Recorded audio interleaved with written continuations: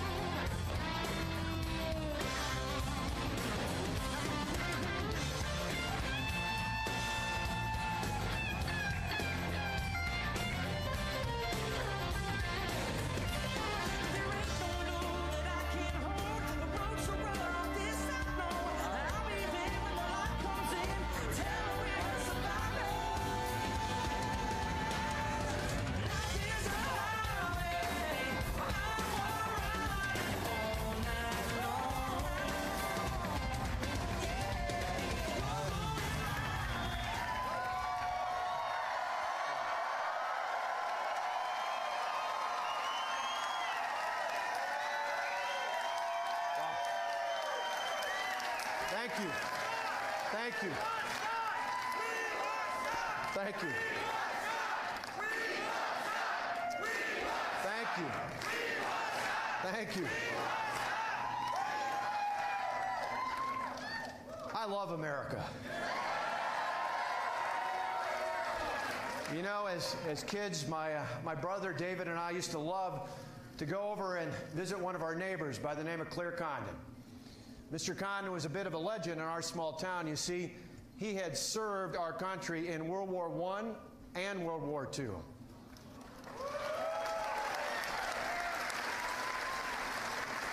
Then, like so many other veterans, he came back and served his community. You know, over the years, we used to love to see him down at the concession stand at Legion Baseball. He'd help out in our church, and he was a leader in my Boy Scout troop. In fact, I can remember over the years, before Memorial Day, he would organize me and all the other scouts as we would go through and put up flags on the graves of the fallen.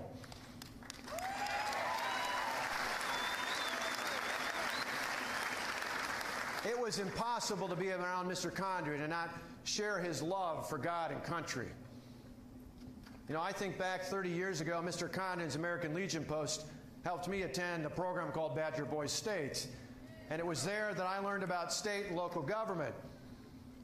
You know, along the way, it was interesting. I got the chance to be selected to represent Wisconsin at a program out in Washington, D.C. called Boys Nation. And there I met another veteran, a Vietnam veteran from Georgia by the name of Bob Turner. Now, Bob and all the other veterans that ran that program not only taught us about the federal government, the national elections, they shared their love for our country. And they inspired within me the importance of public service when it comes to defending our liberties. Veterans like that remind me that what makes America great is the fact that America is a can-do kind of country. Unfortunately, we have a government in Washington that just can't quite seem to get the job done. You know, Washington, or as I call it, 68 square miles surrounded by reality. Well, the good news is it's not too late. We can turn things around.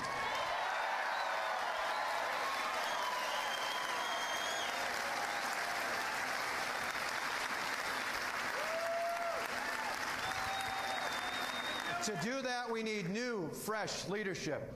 Leadership with big, bold ideas from outside of Washington. The kind of leadership that knows how to get things done, like we've done here in Wisconsin.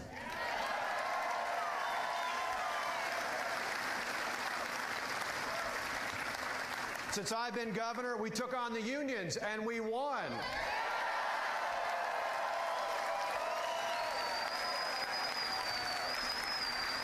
We lowered taxes by $2 billion. In fact, we lowered taxes on individuals, on employers, and property owners. Property taxes today are lower than they were 4 years ago. How many other governors can say that?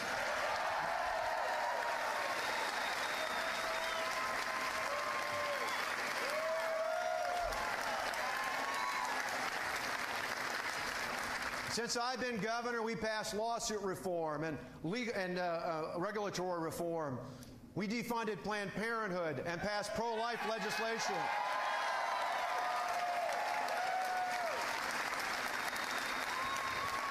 We enacted castle doctrine and concealed carry so we can protect ourselves, our families, and our property.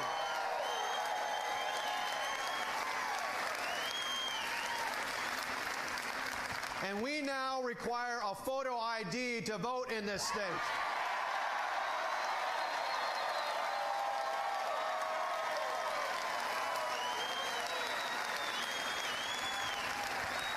If our reforms can work in a blue state like Wisconsin, they can work anywhere in America.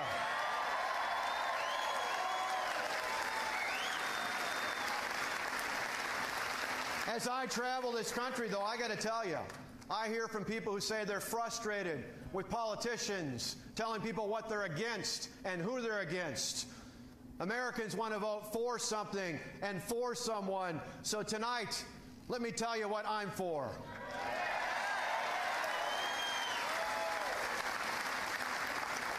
I'm for reform, growth, safety. I'm for transferring power from Washington into the hands of hardworking taxpayers in states all across the country. That's real reform.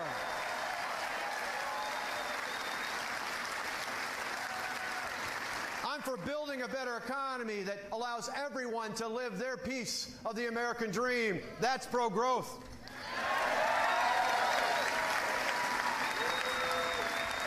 And I'm for protecting our children and our grandchildren from radical Islamic terrorism and all other threats in the world. That's true safety.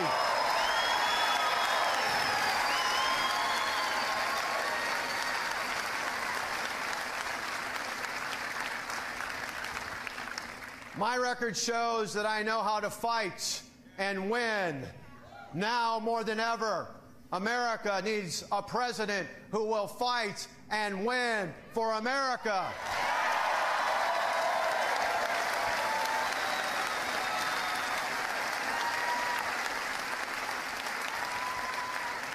So first, let me tell you why I'm for real reform in Washington.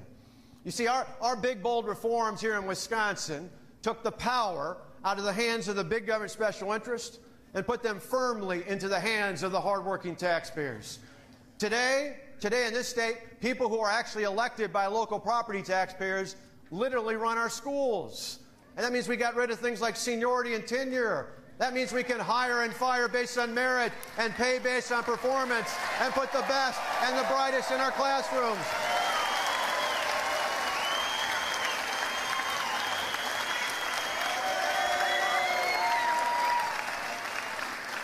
Now think about that. 4 years later, graduation rates are up. Third grade reading scores are higher. And Wisconsin's ACT scores are now second best in the country. Our reforms work.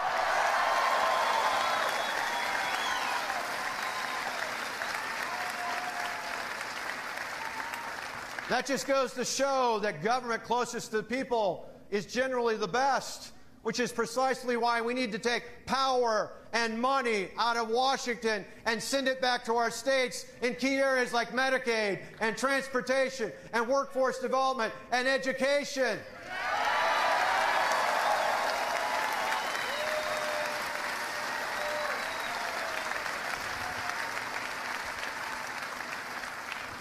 Sadly, though, Washington seems to think that success is measured by how many people are dependent on the government.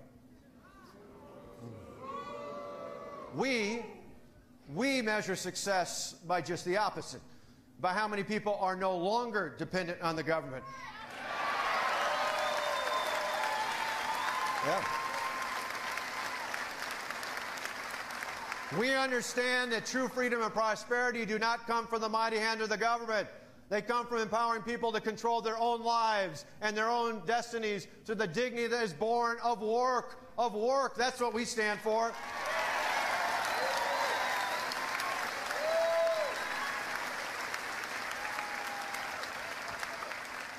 Now, as a kid, my first job was washing dishes at the Countryside Restaurant. Then I moved up to the big time. I started flipping hamburgers in high school at McDonald's to save up for college. My dad, who you heard before, was a small-town preacher, and my mom was a part-time secretary and bookkeeper. My grandparents were farmers who didn't have indoor plumbing until my mom went off to junior high school.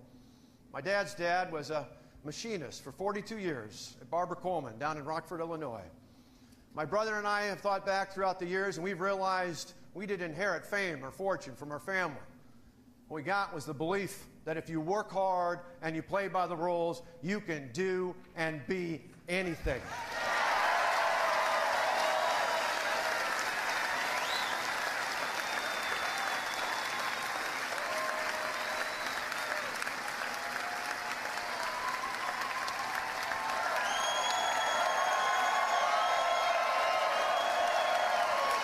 That's right. You see, that's the American dream, and that is worth fighting for. When we help people, adults are able to work, transition from government dependence to true independence. We help more people live that piece of the American dream. We have a program right here in Wisconsin that requires people to be signed up for one of our employability training programs, one of our job training programs before they can get a welfare check. And now, as of the budget I just signed, we make the same requirement to make sure people can pass a drug test before they get a welfare check.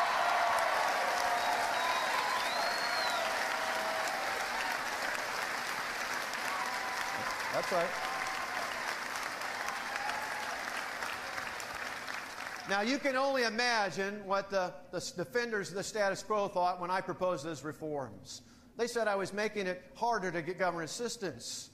My reply, no, I'm making it easier to get a job. And isn't that what it's all about?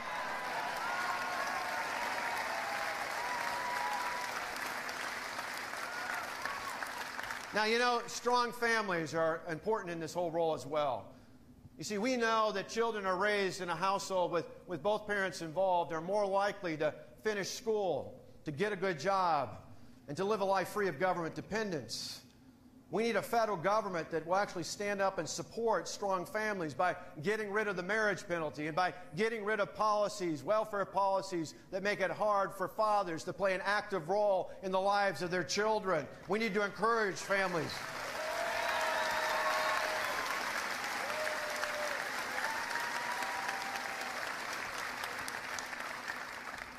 I know, thinking about my own family, I know for me, both my parents were so important for David and me as we grew up as kids. And now for Tonette and I, we try to be good role models for Matt and Alex, and they've turned out pretty well, haven't they? They're pretty impressive to watch.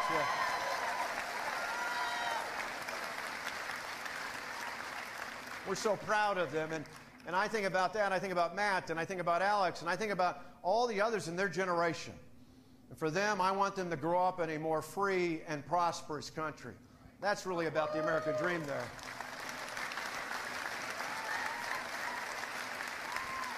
Now, to ensure that prosperity, we need to be for a pro-growth economic plan that enables our individuals and our families to earn, to save, and to achieve their piece of the American dream. Now, there's a real contrast out there. Instead of the top-down, government knows the best approach that you hear from so many in Washington, we need to build the economy from the ground up in a way that's new and fresh, organic and dynamic, that says, as long as you don't violate the health and safety of your neighbor, go out and start your own career, build your own business, live your own life.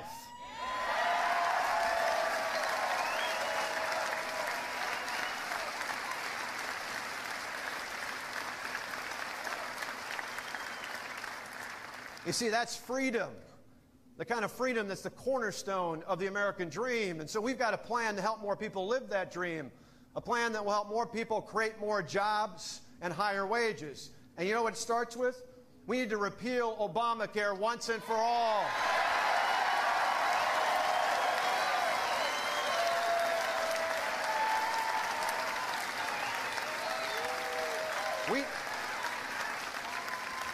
We need to repeal the so-called Affordable Care Act and put patients and families back in charge of their health care decisions, not the federal government.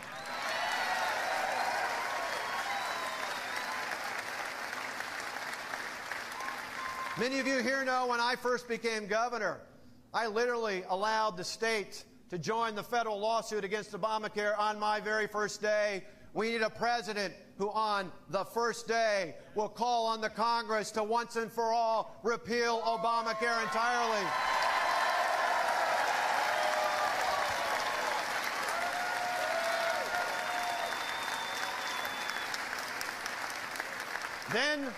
Then we need to rein in the out-of-control federal regulations that are like a blanket on the nation's economy.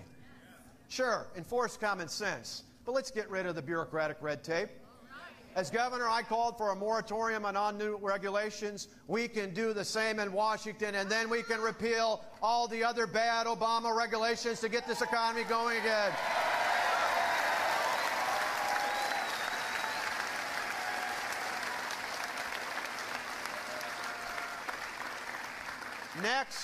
Next, we need to put in place an all-the-above energy policy that says we're going to use the abundance of what God has given us here in America and on this continent. You know, that's right.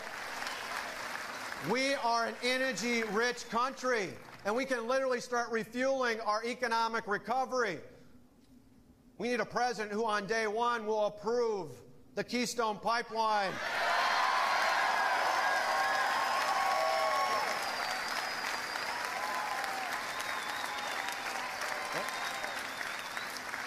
That's right, approve that pipeline and put in place a plan to level the playing field for all their forms of energy. And then we need to help people get the education and the skills that they need to succeed. Because we know if we do that, we can help people find careers that pay far more than the minimum wage. Here in Wisconsin, we reformed public education. And we provided more quality choices. Quality choices for families, because you see, I trust families and I trust parents to make the right decision for their children. I believe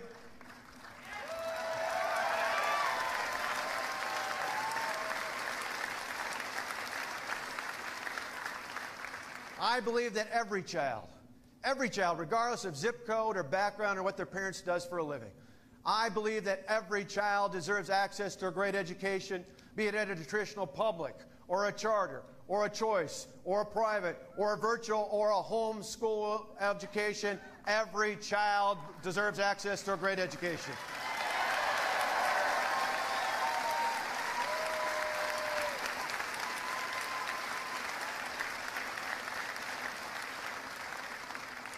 That's why I want to work, and you know what, along with that, I want to make sure we have high standards.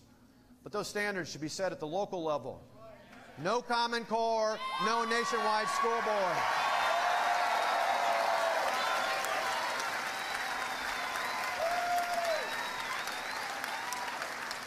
That's why I'll work so hard to take power and money out of Washington and send it back to our states and our schools where it's more effective, more efficient, and more accountable to the American people.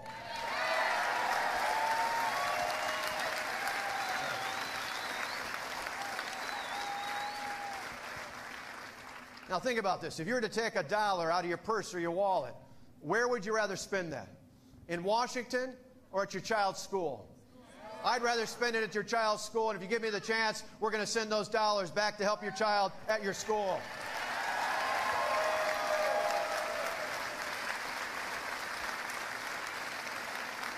And then we need to lower the burden on our taxpayers so you can keep more of your hard-earned dollar. We need to do that for individuals, We need to do that for individuals as well as job creators, because we need to make our job creators competitive again in the world so they can bring more jobs back from overseas to put more of our fellow Americans back to work right here in America.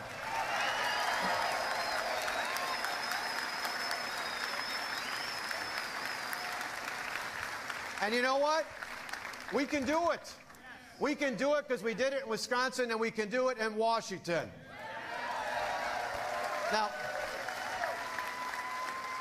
Now, some people wonder why I spend so much time focused on lowering the tax burden here and why I want to do it in Washington. Well, some of you know that Tonette and I like to shop at Kohl's, right? So over the years, I've learned if I'm going to go buy a new shirt, I go to that rack that says it was $29.99, and now it's $19.99. And then we go up to the cash register and we get out the insert from the Sunday newspaper, you know, the little scratch-off one there. Or maybe we get the flyer we got back at home, right? Where you get 15 or 20, or if you're really lucky, 30% off, right? You know what I'm talking about. And then as the clerk is ringing it up, Tonette scoops into her purse and pulls out some of that Kohl's cash. And next thing you know, they're paying me to buy the shirt, right?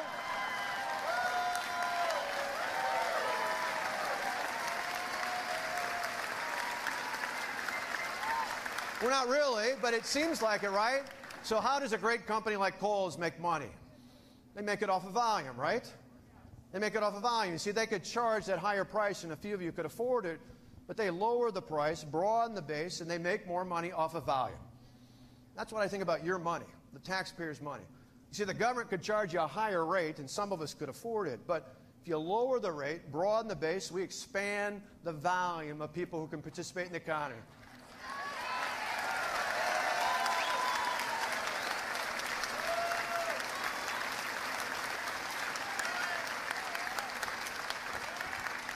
Years ago, we used to call that a similar plan was successful under President Ronald Reagan. And back then, we used to call it the Laffer curve. Today, I call it the Kohl's curve, because I believe you can spend your money far better than the federal government. And when we do, the economy will get a whole lot better.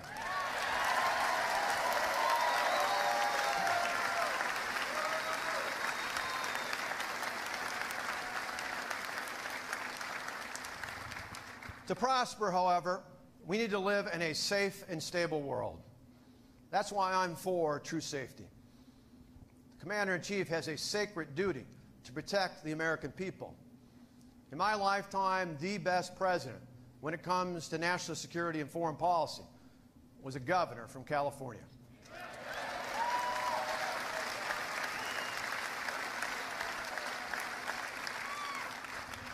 Under his leadership, we rebuilt the military. We stood up for our allies. We stood up to our enemies. And without apology, we stood for American values.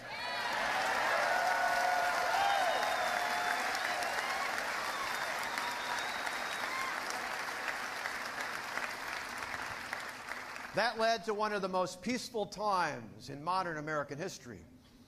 Sadly, today, under the Obama-Clinton doctrine, America is leading from behind, and that has us headed towards a disaster.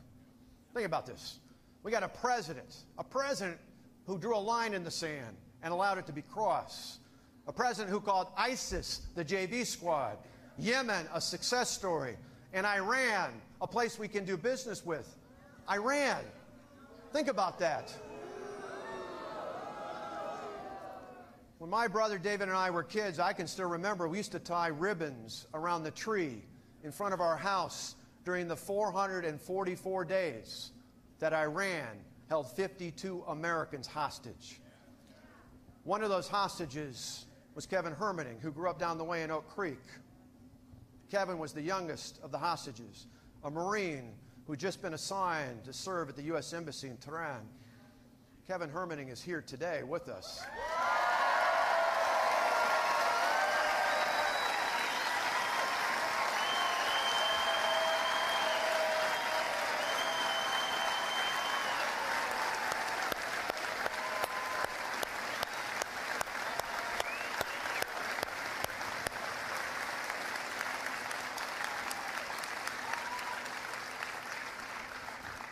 Kevin knows that Iran is not a place to do business with. You see, Iran hasn't changed much since the day he and the other hostages were released on President Reagan's first day in office. Looking ahead, we need to terminate the bad deal with Iran on the very first day in office.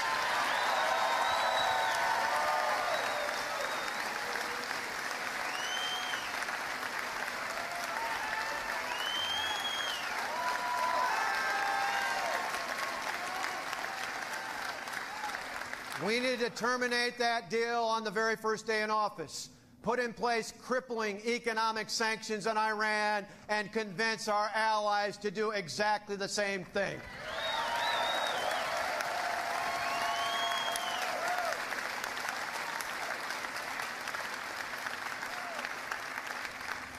Earlier this year, President Obama declared, he proclaimed, that the greatest threat to future generations is global warming, climate change. Well, Mr. President, I respectfully disagree. The greatest threat to future generations is radical Islamic terrorism, and we need to do something about it.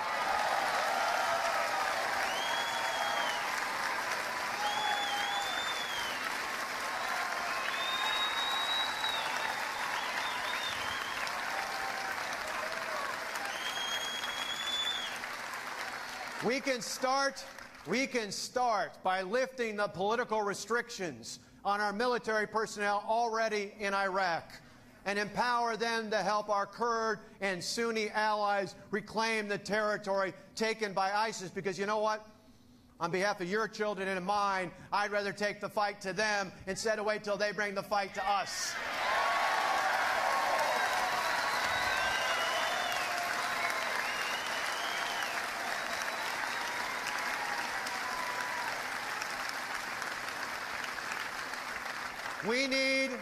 We need to acknowledge that Israel is an ally and start treating Israel like an ally.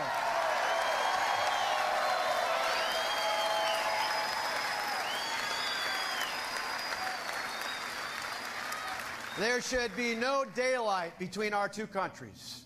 That's why early this year when I went to Israel, I not only met with the Prime Minister, I met with the opposition leader to let them know that if I were president, there would be no daylight between the United States and Israel going forward.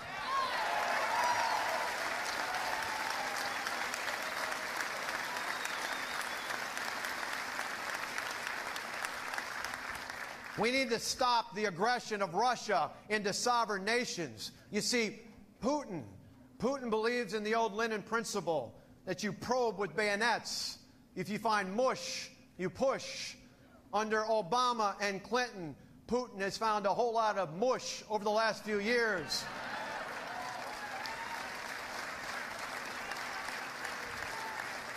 The United States needs a foreign policy that will put steel in front of our enemies.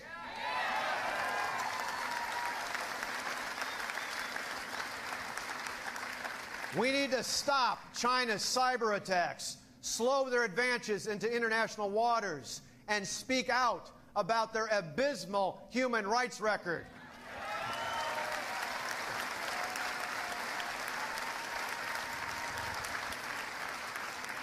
And we need to have the capacity to protect our national security interest here and abroad and those of our allies. That begins by rebuilding the defense budget by going back to the levels proposed by Secretary of Defense Gates.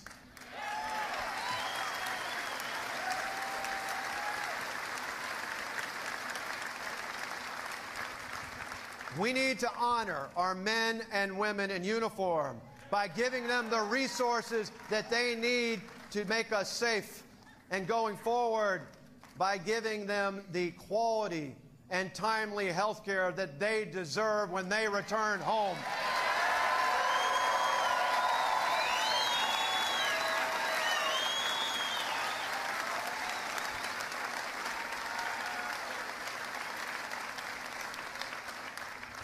But most of all, the best way we can honor them is by fighting to win.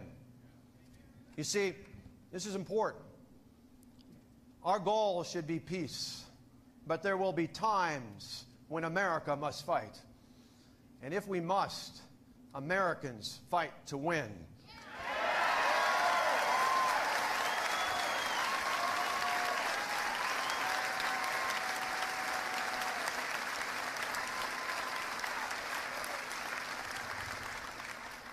Going forward, the world must know that there is no greater friend and no worse enemy than the United States of America.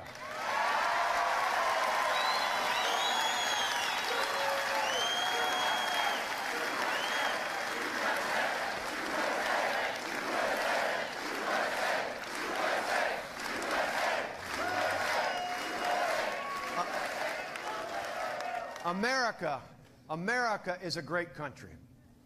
It's a great country. And you know what? We just have to start leading again. It's not too late. We can do it because we've done it before. Think about it. Veterans like Claire Condon and Bob Turner remind me that what makes America great, what makes us exceptional, what makes us the greatest country in all of the world has been all throughout our history.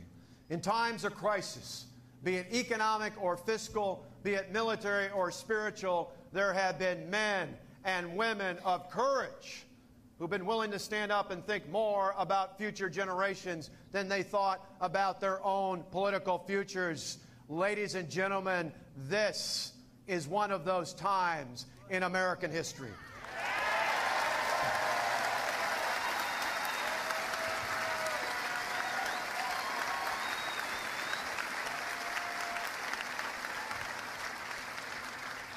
And so, after a great deal of thought and a whole lot of prayer, we are so honored to have you join with us here today as we officially announce that we are running to serve as your President of the United States of America.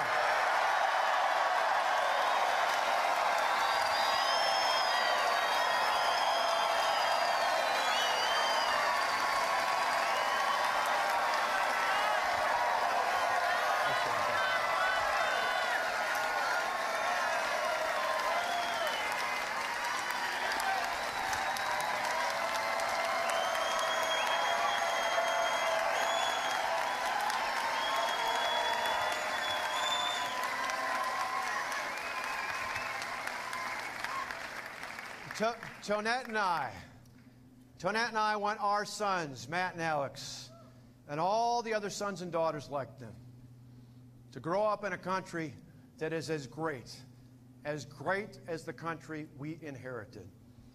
Americans deserve a president who will fight and win for them.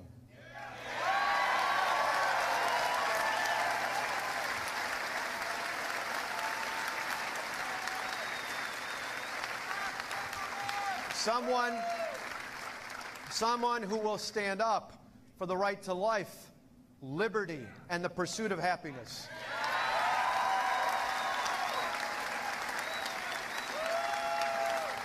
Someone who will stand up for our religious freedoms and all of our other constitutional rights.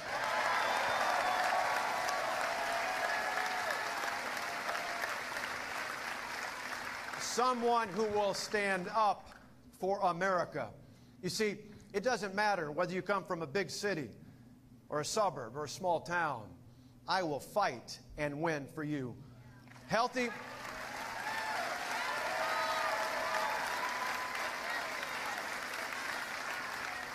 Healthy or sick, born or unborn, I will fight and win for you.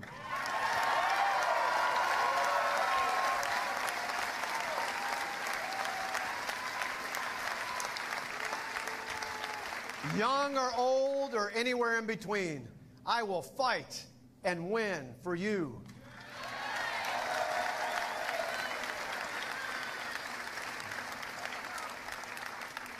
Over the years, I've met some amazing people, many of whom have come here from other places around the world. I got to tell you, to a person, the people I've met like that tell me the reason they came here was not to become dependent on the government. No, the reason they came here was because America is one of the few places left in the world where it doesn't matter what class you were born into or what your parents did for a living. In America, you can do and be anything you want. That's the American spirit.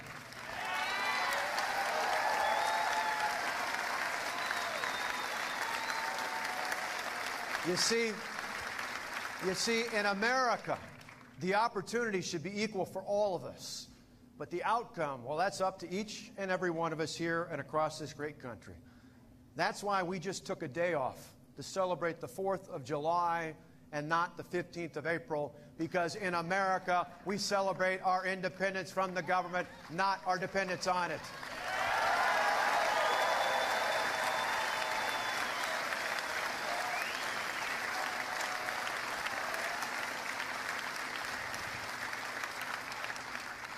That's why I love America. That's why we love America. And that's why working together, we can fight and win for America. Thank you for coming out. God bless you all for being here. God bless our military, and may God continue to bless the United States of America.